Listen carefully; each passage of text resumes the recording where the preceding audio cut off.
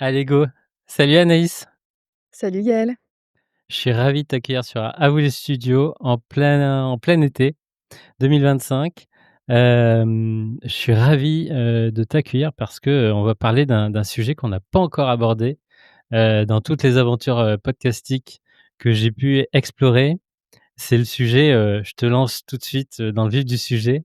On est en plein été et aujourd'hui, actuellement, ton podcast, tourne sans ta voix. Comment fais-tu Exactement, pour produire un podcast sans ta voix? ce n'est pas généré par de l'IA. Écoute, en fait, oui, alors, actuellement, il y a une mini-série, du podcast qui s'appelle «Activer le désir», qui est, animée par, Sarah Ladan, du coup et donc, en fait, j'ai laissé les clés, vraiment les clés de la maison, les clés du podcast, à Sarah pour l'été. Pour pouvoir moi me permettre, de faire une pause. Je mets des gros guillemets parce que j'ai jamais autant travaillé je pense que sur cette période, parce que j'ai des gros projets, aussi en Dont parallèle on pour va pouvoir parler. ouais, c'est ça, pouvoir me concentrer sur la rentrée, les projets qui viennent, puis aussi prendre un petit break aussi, sur les sujets et aller repartir, sur une prochaine saison avec, encore plus d'idées créatives, quoi. Réoxygéner un petit peu, Exactement. la pour la suite. OK. Bon, on est parti sur les chapeaux de roue. Est-ce que tu peux te présenter en quelques mots, s'il te plaît? Et puis présenter du coup ton podcast? Ouais, bien sûr. Alors moi, c'est Anaïs Baumgarten, je suis experte en marketing responsable. Je suis à mon compte depuis 2019. En fait, j'accompagne, start-up et PME dans tout ce qui est stratégie de marketing responsable et depuis 2023, j'ai lancé le podcast Slow Marketing, podcast et newsletter parce que les 2 ont été sortis ensemble et sont connectés, mais en même temps chacun, leur plus-value, on va dire, dans l'écosystème de contenu, que je gère.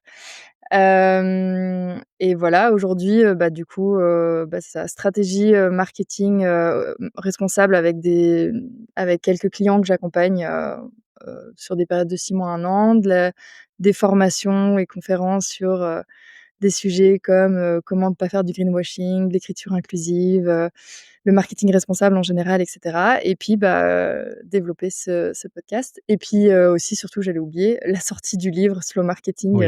à la rentrée en septembre, ouais. On va Il faut. plonger, dans tous ces axes, mais à l'origine, pourquoi tu as lancé ton podcast, du coup en début 2023? En fait, ce qui s'est passé, c'est que donc, moi quand je me suis mis à mon compte en 2019, j'avais déjà, 6 ans d'expérience en marketing comme directrice marketing en start-up. J'avais fait une grosse crise existentielle, crise de sens, comme tout bon millennials, qui se respecte, à me dire, «Mais, mon travail n'est pas du tout aligné avec mes valeurs et ce que je veux et mes engagements» et donc, quand je me suis mis à mon compte en 2019, j'avais envie, enfin j'avais un peu l'intuition de dire: «OK, je veux faire du marketing, responsable» et derrière j'y mettais: «Je veux faire du marketing pour des entreprises à impact, environnemental ou sociétal» et en fait, en travaillant avec des clients qui étaient bien plus engagés que moi, j'ai découvert que, j'avais tout un travail à faire sur, la manière dont je faisais du marketing et qu'en fait, il fallait que je repense complètement, mes stratégies, les outils que j'utilisais, Mmh. que j'apprenne à rendre mon marketing plus accessible, plus inclusif, à en réduire l'impact environnemental, que j'avais plein de choses à apprendre et dans cette, recherche-là, bah, j'ai réalisé qu'il y avait, je sais pas combien de podcasts, sur, le growth hacking, marketing classique et cetera, mais que personne n'abordait en fait, les sujets, bah, de crise environnementale et de crise sociétale qu'on est en train de vivre et en fait, je me suis dit: «Bah, si personne le fait, bon, bah, je vais m'y mettre, quoi». Ouais, on a reçu, Caroline Mignot avec, son podcast Marketing Square. C'est vrai que, c'est un autre pan que tu adresses et que tu diffuses. Exactement. Et qu'est-ce que ça a tout de suite, je sais pas, quelles sont les bonnes surprises? Qu'est-ce que tu as découvert avec ce podcast, hem, en rapport avec, ton activité pro? Mmh. Qu'est-ce que ça a permis d'activer ou de réaliser que tu avais pas vu dans l'angle mort, on va dire? Je pense le premier point et enfin le plus gros point et que j'avais vraiment absolument pas du tout anticipé parce que du coup moi la démarche pour faire le podcast venait aussi d'un gros syndrome de l'imposteur en fait, j'ai eu encore besoin d'apprendre et donc du coup je vais interviewer, des expertes, experts qui en savent le plus sur le sujet que moi et en fait, ce qui s'est passé, c'est qu'à partir du premier épisode que j'ai diffusé, j'ai eu du coup eu un statut d'experte moi-même qui s'est, quasiment automatique et ça m'a vraiment surpris au début, ça a été un peu genre: «Oh waouh, attendez, non mais moi j'ai fait ça parce que j'avais plein de questions à poser, pas parce que j'avais les réponses». Hem et ça, c'était un peu le plus gros, allez, la chose auquel je m'y attendais pas du tout. Hem, la deuxième aussi, c'est que, allez, il y a beaucoup de, ça me paraît évident, mais en fait ça prend beaucoup plus de temps que ce à quoi on s'y attend. Heu et Je ça, suis c'est très vraiment bien placé pour le savoir. Tous mes clients savent que ça prend trop de temps. c'est ça et surtout, quand on se lance, les classiques, c'est oui, pour développer une audience, il faut, avoir un épisode qui sort toutes les semaines et cetera. Et moi, en fait, c'est ce que j'ai essayé de faire au début et rapidement, en fait, j'étais là: attends, je peux pas Ça ne je tient peux pas. pas tenir ce rythme. Moi, je j'ai c'est pas mon activité principale. J'ai des clients à gérer à côté, ça reste la priorité. C'est grâce à eux que je peux payer, mon loyer et de 2, si je veux pouvoir continuer dans le temps, il faut que je ralentisse et puis en plus le nom du podcast c'est slow marketing donc du coup j'étais un peu en mode en dissonance complète à essayer Mmh.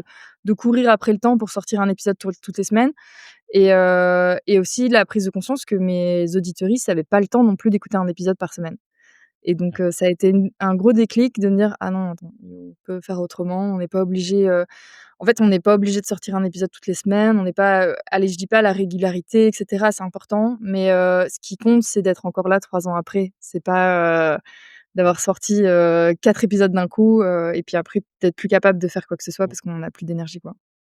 Ou alors, toutes les semaines, mais sur une saison, donc sur, 12 ou 15 épisodes, Mmh. 12 ou 15 semaines, comme ça, c'est du condensé. Toi, dans ton année, tu sais que tu peux le prévoir et Exactement, l'anticiper.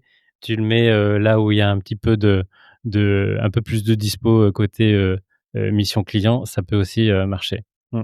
exact.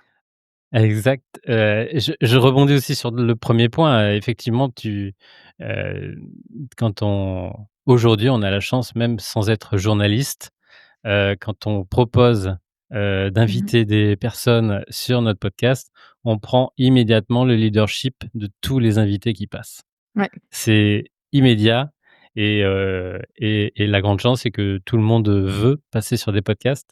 Donc on peut aussi aller inviter, des personnes dont on n'aurait jamais, jamais, pensé qu'on pouvait, leur piquer, 5 minutes de leur temps, quoi.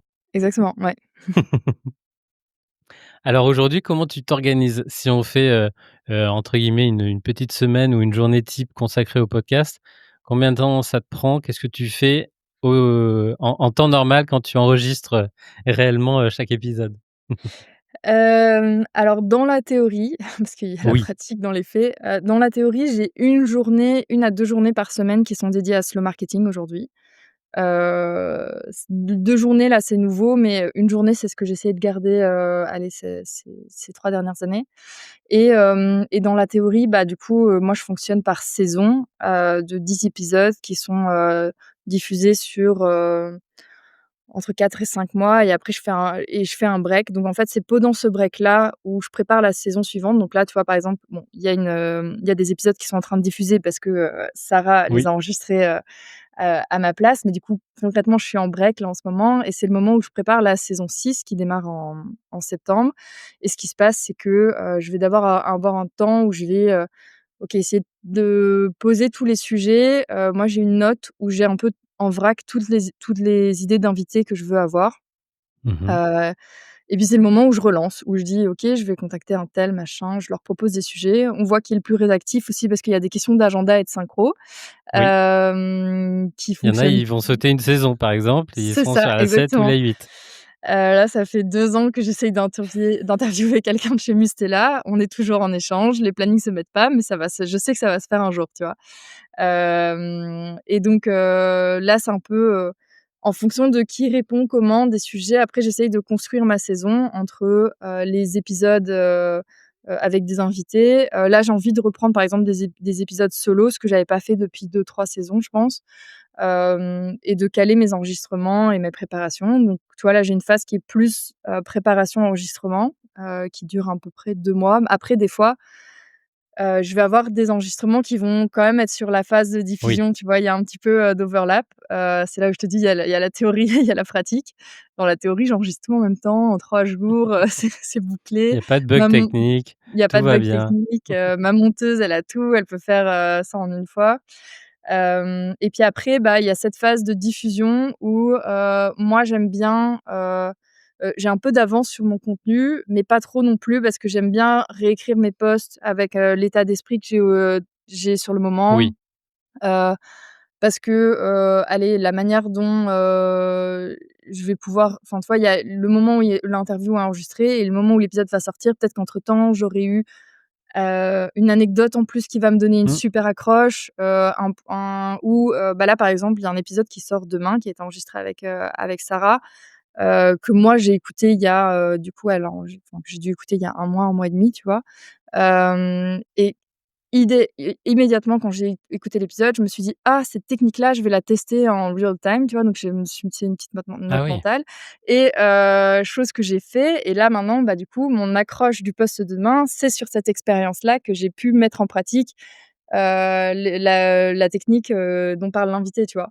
Donc trop bien. et ça, je trouve que, bah, si je prépare tout trop en avance, ça perd un peu de spontanéité, Mmh.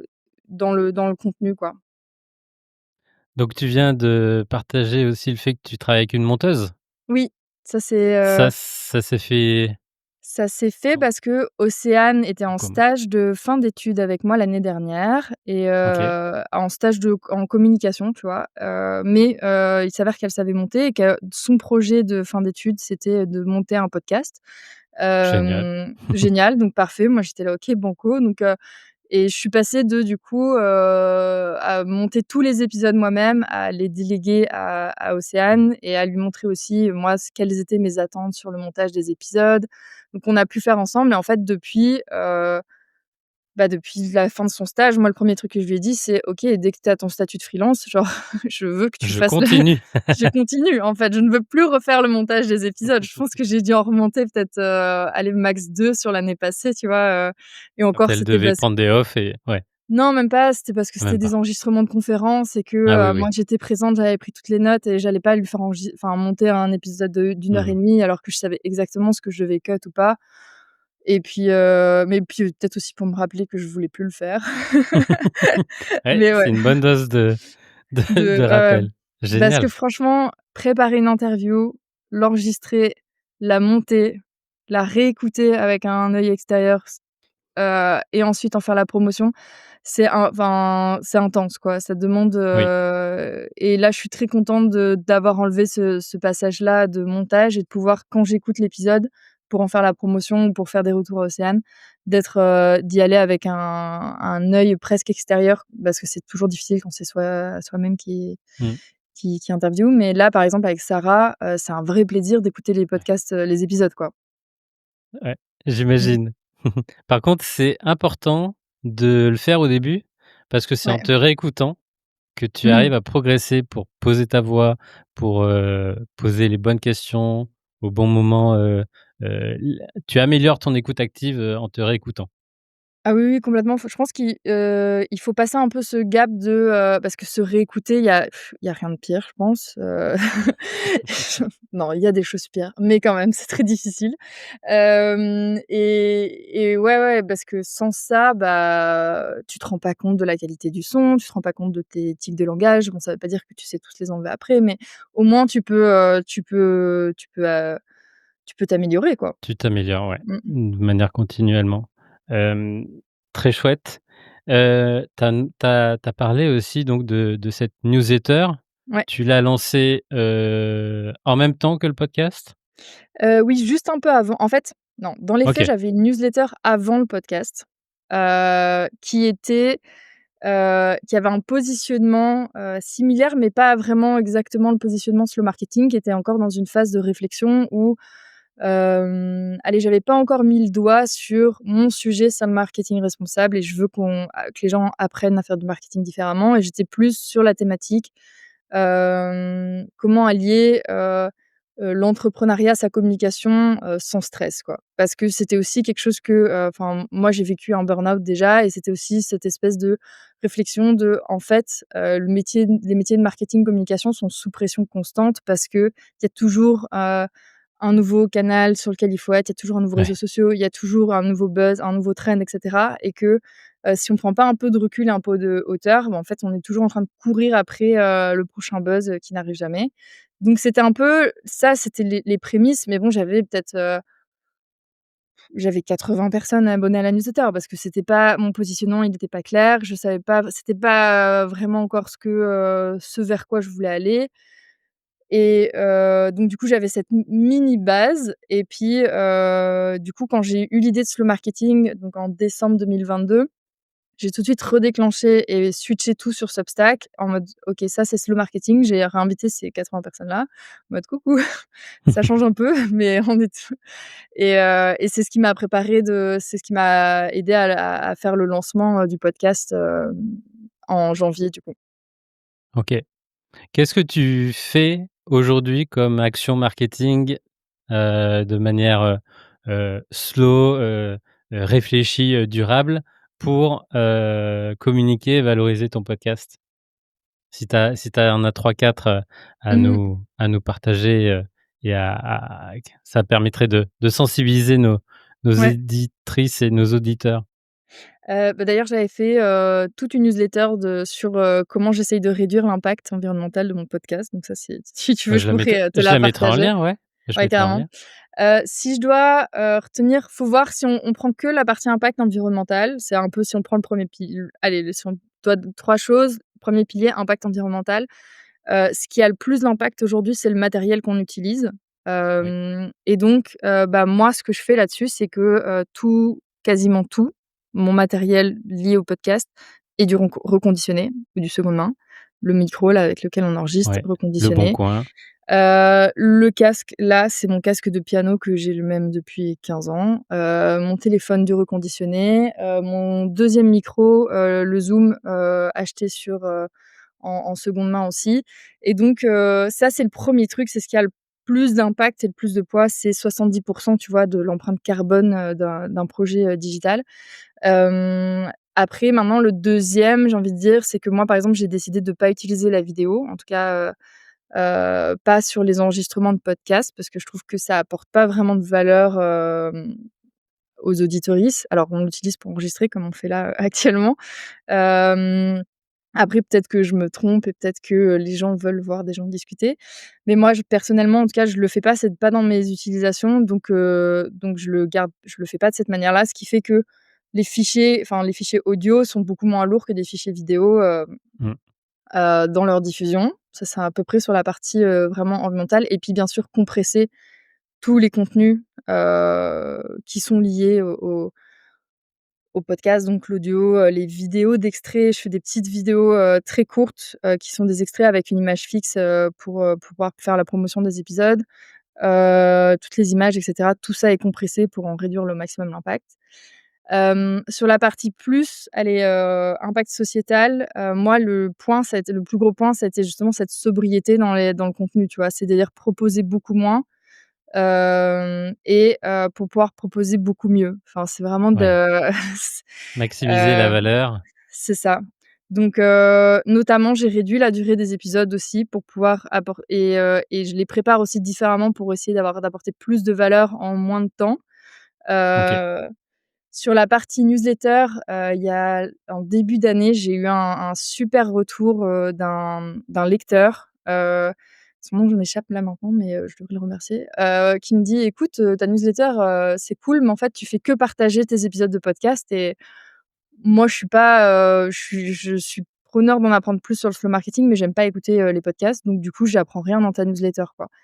Ce serait cool s'il y avait un peu plus Ce de contenu». et Super engagé parce ouais, que s'il ne t'écoute pas et qu'il s'est abonné et que tu parles que complètement. du podcast et qu'il te fait un Ouais, retour, il ouais, est parce que super sympa. Waouh! c'était une période où, bah, du coup, janvier, de cette année, j'étais en train de terminer le manuscrit de mon livre, donc j'écrivais beaucoup, mais là, Oui, rajouter de l'écriture pour les posts LinkedIn, pour la newsletter, pour machin, c'était un peu, trop, donc j'avoue que je faisais overdose. Mmh. le bare minimum sur la newsletter et c'était aussi un déclic de dire: «Ah ouais, en fait, j'ai investi pas assez de temps pour apporter vraiment de la valeur dans cette newsletter-là» et donc ça, c'est un dernier point, c'est vraiment en fait, maintenant, j'essaye que chaque contenu que je partage apporte de la valeur à la personne qui la lise et donc la newsletter, je l'ai complètement repensée en me disant: «OK, au lieu de juste dire, voici de juste présenter l'épisode, je vais dire ce que moi j'en ai retenu et ressortir une action à mettre en place aujourd'hui» parce que moi le enfin c'est un elle est le fil rouge du podcast, de la newsletter aussi et du coup du livre, c'est vraiment de passer à l'action, en fait. C'est bien de parler Oui. et de dire,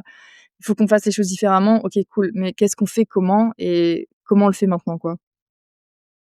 Donc ouais. Transition parfaite. C'est ça qui est super quand tu interviews des podcasteurs, podcasteuses.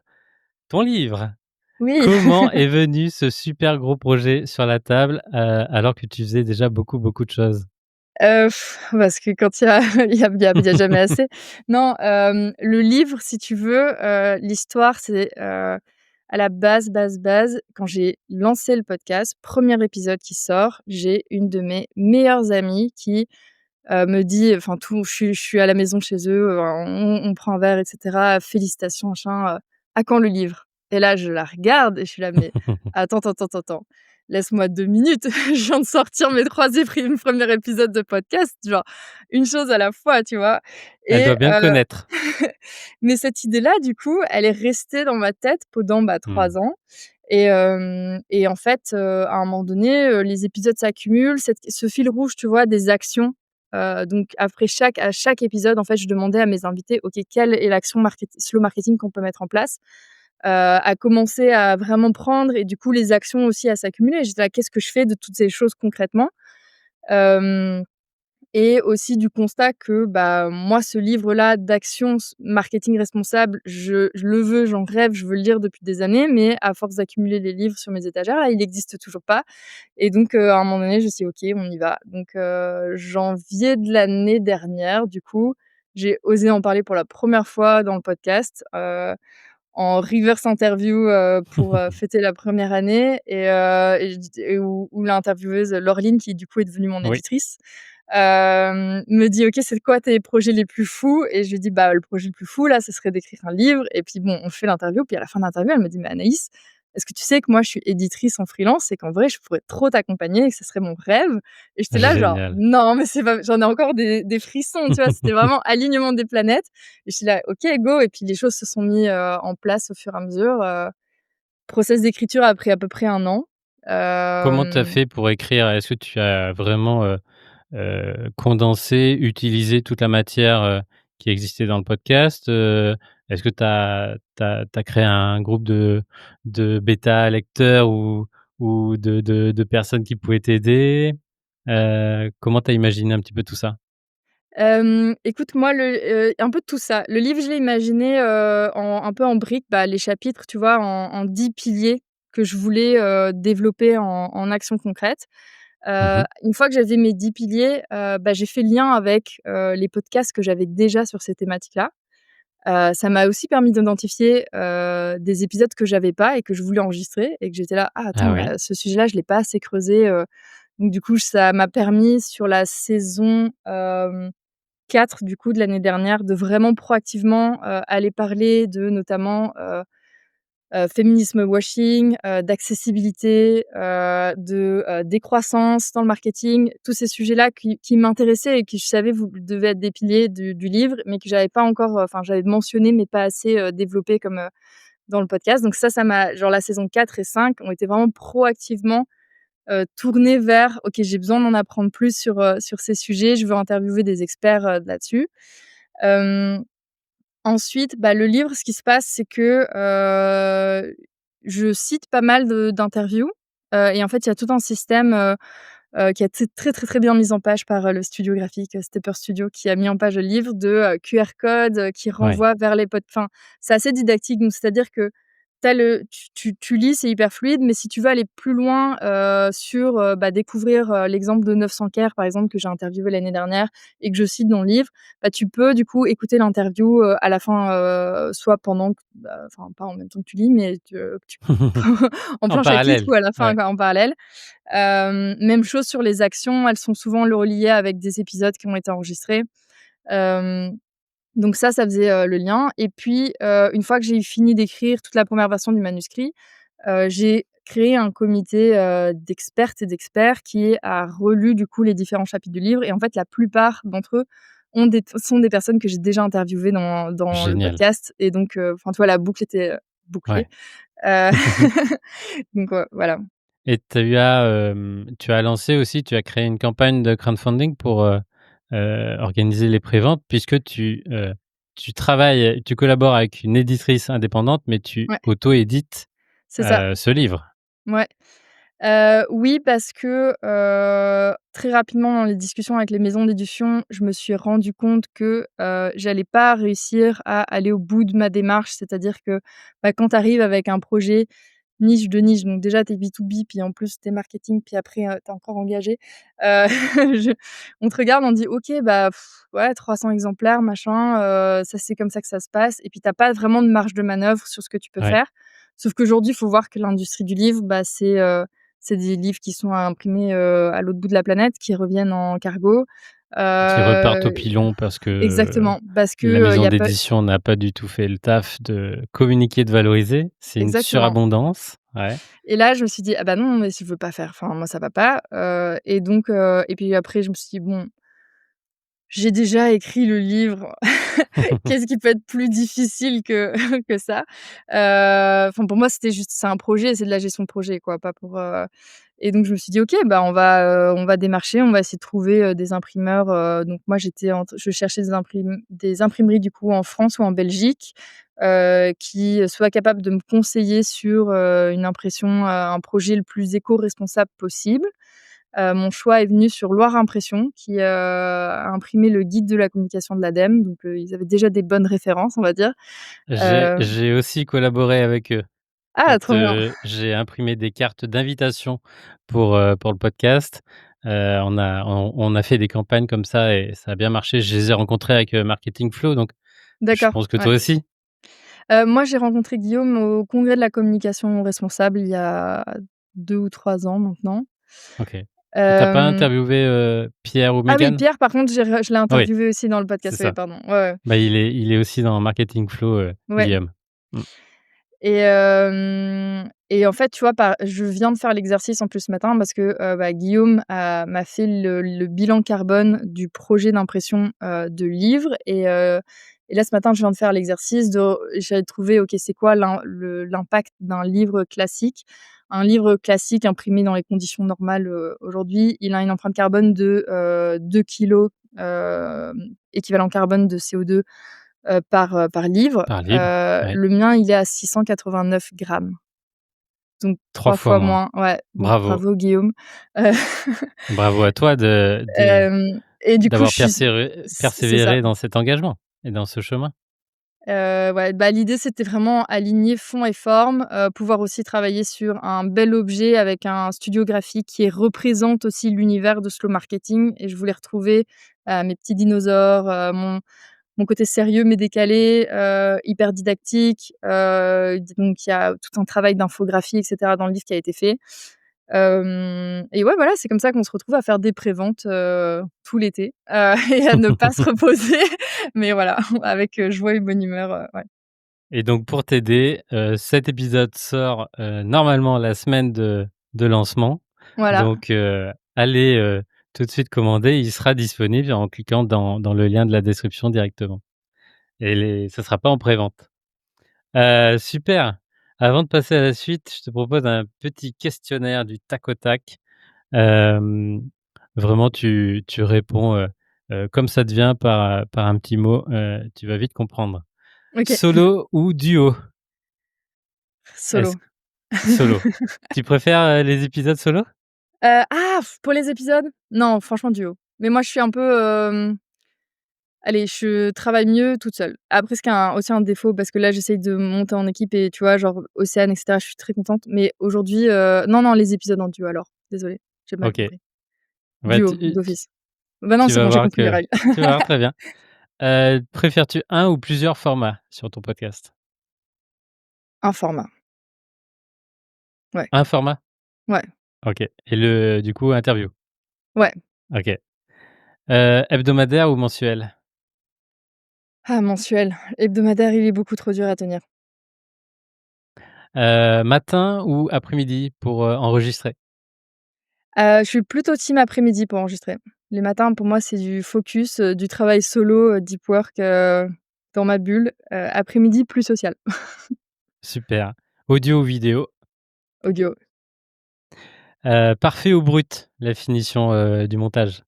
Moi, je suis plus brute.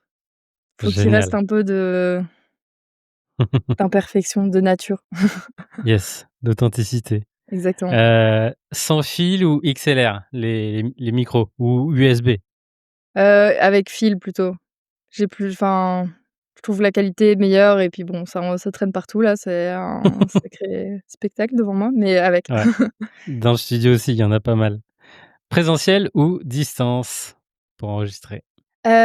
J'ai fait principalement du distance, qui je trouve qui est magique parce que du coup, j'ai pu interviewer, j'ai des invités jusqu'au Québec si tu veux. Par contre Oui, là, je avec du coup, le micro, le Zoom que j'ai, dégoté en seconde main, au printemps, je découvre le présentiel et franchement, c'est aussi super chouette. Donc mon cœur balance. et du coup, tu arrives à t'organiser, comment tu fais pour enregistrer, en présentiel? Tu Bah, vas en chez les invités, dans les présentiel, bureaux? aujourd'hui, bah, les interviews que j'ai enregistrées sont à Bruxelles. Mmh. J'ai un coworking à côté de chez moi où il y a une super salle pour enregistrer, de podcasts. Et sinon dans les salles de réunion, des interviews, ouais.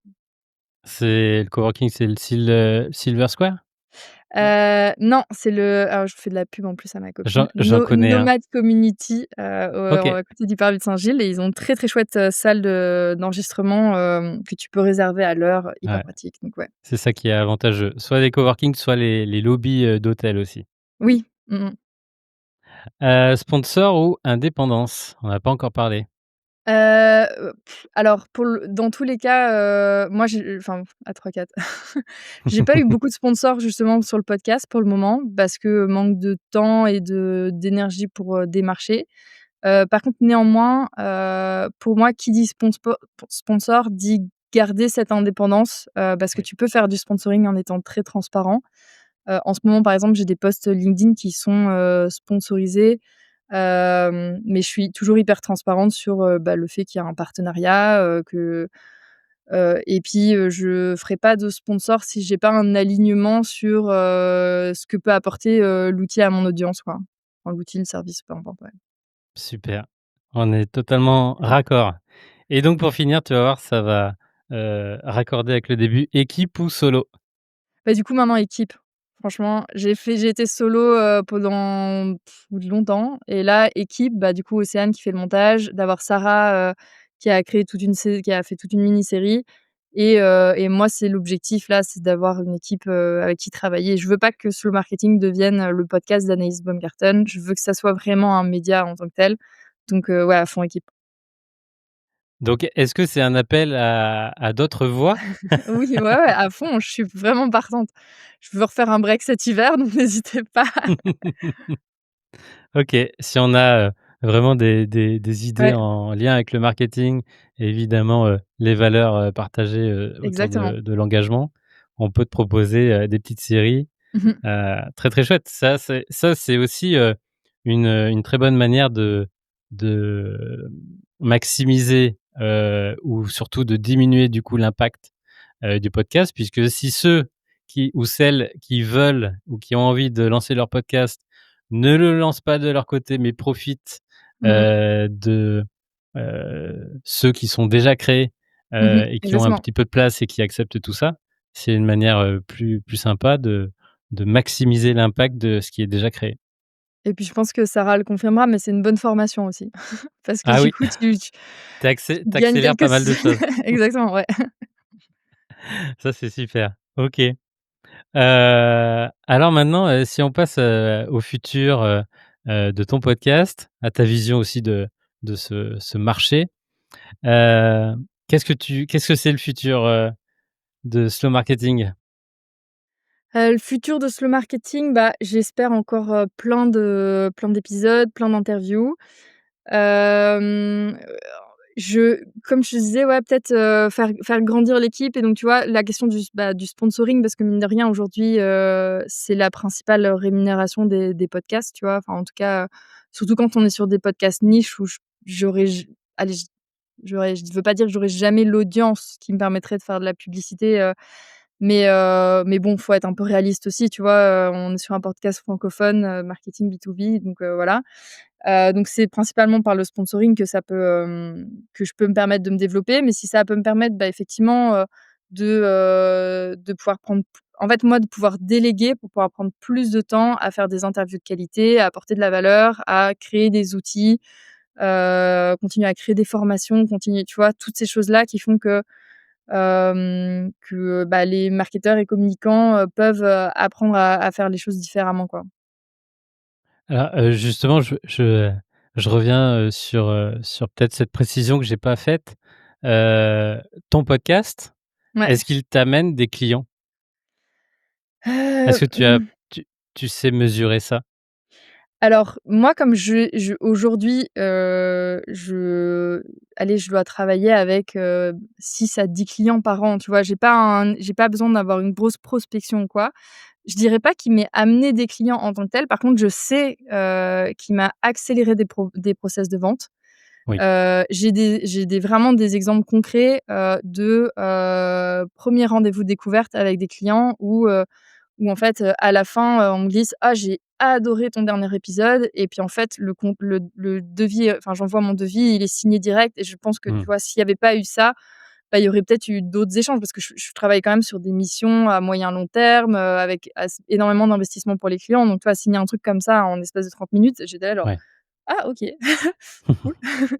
Je pense après aujourd'hui, bah, tu vois, mine de rien, c'est une prise de conscience que j'ai eue il y a quelques semaines, c'est qu'en fait, en vendant en lançant les préventes du livre et du coup en vendant le livre, j'ai toute une nouvelle clientèle qui j'avais Qui pas arrive? jusqu'ici, Bah oui. qui est plutôt, entre guillemets «B2C» dans le sens où c'est de l'individuel, de la personne et c'est plus de l'entreprise que je viens chercher à démarcher pour des grosses missions. Hem et du coup, bah, ça clairement, le fait d'avoir le podcast et en fait, finalement, le podcast, c'est le premier point d'accès où tu vois, plus ou moins les sujets sur lesquels vont être qui vont être abordés dans le livre, ma mentalité, ma méthodologie, la manière dont je vois les choses par rapport, au à Slow Marketing. Tout ça, c'est accessible gratuitement, tu vois? Et donc du coup, c'est un premier step de se dire: «Bah, OK, j'ai écouté les podcasts d'Anaïs, je suis plus ou moins d'accord, ou en tout cas, ça me donne envie d'en savoir plus». Bah, c'est ouais et ça, je pense que tu vois, bah, par exemple, la suite que je vois aussi sur ce marketing, c'est aussi de plus développer cet aspect de communauté, de formation des freelances, en marketing et en communication. Chose que je fais pas, jusqu'ici, tu vois? Et de me dire, bah, en fait, voilà, mes clients, en fait, mes clients potentiels, du coup, ils sont déjà là et autant les adresser, quoi. OK, très chouette. Effectivement, alors peut-être que ceux qui t'ont acheté le livre, c'est du petit B2B, Mmh. mais je pense que quand même c'est du B2B. Bah, C'est des pros, des indépendants qui se posent des oui, questions. oui. Ouais, ouais et puis il y a plusieurs profils, en fait. Il y a pas mal Ouais, effectivement d'indépendants. Il y a pas mal de, cofondateurs, cofondatrices, tu ouais, vois, et puis de responsables marketing, communication dans des boîtes aussi, tu vois? ouais. Et donc Donc c'est un énorme vivier pour, aller activer, ouais. d'autres, Mais c'est pas du tout les mêmes process que enfin, tu vois, moi, oui, jusqu'ici, j'ai oui, oui. toujours été habituée à des process de vente, call de découverte, remise de devis, offre quasiment, sur mesure, aux besoins enfin, tu Mmh. vois? C'est pas, c'est pas ça fait 6 ans Oui, et c'est tu vois, pas c'est du la tout première fois que pareil. finalement Ouais. je vends un produit, tu vois? Donc c'est pas du tout la même Mmh. approche, quoi. Mais ça ouvre, du coup, pas mal de possibilités. Ouais. OK. Et ta vision du podcast game, on va dire, au sens général ou de la creator economy? Heu, pour moi et tu vois, c'est pour ça que tout à l'heure quand dans ton tes questions, tac au tac, Oui. cette question de plus brute, plus honnête, elle va être super importante parce qu'aujourd'hui on a des gros enjeux quand même avec, l'IA dans la création de contenu. C'est-à-dire que là, même pas demain, aujourd'hui, si je veux, Mmh. enregistrer un podcast sans avoir même à le faire, c'est possible parce C'est que déjà possible, j'ai oui. des heures d'audio de ma voix et qu'aujourd'hui tu as des outils qui peuvent prendre ces audios-là et répliquer ma voix. Je lui envoie un texte fait par, ChatGPT, Une autre hop, IA, ouais. une autre IA, voilà, non, c'est ça et donc tout le process quasiment de podcast, création de contenu peut être refait de A à Z sans, l'intervention humaine et je trouve ça assez, allez, je c'est possible, je pense que certains le font déjà, et je trouve ça ass si on veut pouvoir, aller sortir son épingle du jeu de tout ça, c'est justement ramener plus d'humain, tu vois? Ramener de l'imperfection, ramener, de la vraie réflexion, de prendre de la hauteur, et donc ça va être la clé pour pouvoir sortir son épingle du jeu là-dedans parce qu'on va se retrouver n et on se retrouve déjà en fait, c'est déjà le cas avec les contenus écrits. Tout le monde est en train de se plaindre que, LinkedIn, c'est un enfer de lire les contenus parce que oui, en fait, 80 écrits par une IA.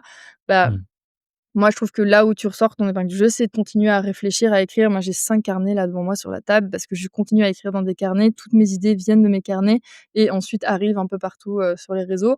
Mais c'est ça qui va faire la différence, de garder son libre arbitre, de garder son esprit critique, et d'être capable un peu, de sortir d'une espèce de, vague où tout le monde pense pareil quoi et dit la même Mmh. chose. C'est ce qui se passe, hein, aussi avec les IA. C'est Ah bah, oui, il y a une sorte d'homogénéisation, Ouais. tu vois partout où tu entends, où tu vois la même chose partout. Ouais. Ouais et moi, c'est un truc, tu vois, par exemple, sur le marketing, il y a plein de fois où, je me suis dit: «Mais en fait» enfin, tu vois, moi, mon métier, il est expliqué et réexpliqué 50 000 fois sur je sais pas combien de blogs depuis une dizaine d'années et d'ailleurs, je l'ai appris comme ça parce que quand je suis sortie, Eh oui. d'école de commerce, j'avais un très, très beau diplôme en marketing produit, qui me permettait de travailler, dans, des L'Oréal, Nestlé, pour faire du marketing produit, chose que je n'ai jamais faite. Par contre, un peu moins pour faire, aucun cours sur le marketing digital, aucun cours sur comment, gérer une stratégie de A à Z, et tout ça en fait, stratégie SEO, toutes ces choses-là, je les ai appris par moi-même avec, des bons vieux articles de blog à l'époque, heu, ou des vidéos YouTube et en fait, enfin, tu vois, genre si tu, allez, ce qui va faire la différence, c'est c'est ce que toi tu y apportes en plus, tu vois? C'est pas juste de reprendre et recopier le contenu des autres, enfin, ça n'a pas de sens, tu vois? Voilà. Exactement, c'est sûr. Moi, je prône, l'enregistrement humain et il peut y avoir, un petit peu de valorisation ou d'aide avec l'IA, Mmh. mais enregistrement et alimentation de ces outils IA avec du contenu humain dont tu es, garant et Mmh. propriétaire. Et par exemple, pour rebondir là-dessus, moi, l'IA sur le podcast, je l'utilise pour générer les transcripts, des Oui, épisodes, ce qui me permet de, pouvoir publier tous les épisodes, tous les transcripts sur le blog et chose qui prenait un temps quasiment fou, impossible. enfin, c'était impossible avant, enfin, c'était j'avais Et puis même si tu te dis: «Tiens, j'ai du budget, je vais rémunérer ce type de mission», la mmh mission, elle est pas intéressante. Non. Non, non, non, Donc en enfin, fait, tu alimentes, normalement, des missions ou des travailleurs qui sont, beaucoup trop, démunis oui. et minimisés dans leur impact. Non, non, ça tient pas, enfin et donc je pense que sur certaines choses, certains outils, il y a une vraie plus-value à avoir ces outils-là. Hem, pour juste créer du contenu purement, non, ça va pas apporter grand-chose, quoi. Puis c'est tellement mieux quand on écoute et quand on interagit, en C'est ça. direct. Si tu avais une baguette magique, là, tout de suite, une baguette magique qui actionnerait ou qui te permettrait quelque chose, de dépasser, je sais pas, un blocage, d'activer, un palier, je sais pas, de te permettre quelque chose autour du podcast, qu'est-ce que tu aimerais, actionner? Pou, pou, pou, je voudrais, qu'est-ce que je voudrais? Une baguette magique qui, me protège de tous les problèmes techniques dans l'avenir. Que tous les épisodes se déroulent sans encombre du premier coup, si c'est pas trop C'est demandé. ça peut être un petit risque effectivement avec, les enregistrements à distance. Oui. Un peu moins en présentiel normalement, quand on a un bon matos, un Zoom comme tu as normalement, heu Ouais, après moi, ça m'est déjà arrivé d'oublier de lancer l'enregistrement, tu vois? Donc et ah donc me oui, rendre OK. compte au bout de 20 minutes, faire: je crois qu'il faut qu'on reprenne». Le petit bouton rouge, il ne C'est clignote ça. pas.